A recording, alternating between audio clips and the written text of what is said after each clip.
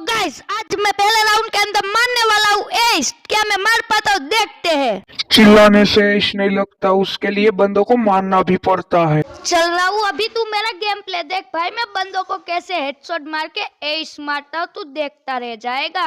तुम दोनों इधर पे क्या कर रहे हो, दूसरे को चौको दे रहे हो क्या?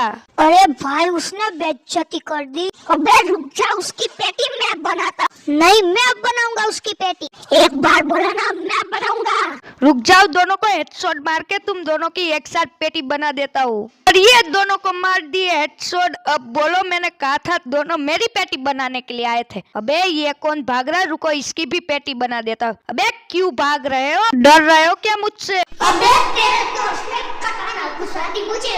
अरे मेरे दोस्त ने तुझे कटाना कहाँ घुसा दी, वो तो बता के जा।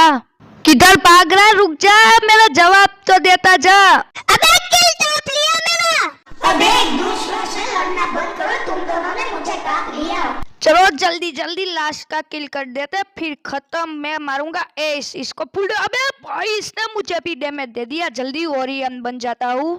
अरे मालिक मुझे फेंक के मैं उसको मार के आता हूँ। मालिक मंत्र बोलना मत भूलिएगा। हाँ सही बात है, अब तुझे फेंकता हूँ। गोल गट्टम लाल कट्टम Orion. Psych! That's the wrong number!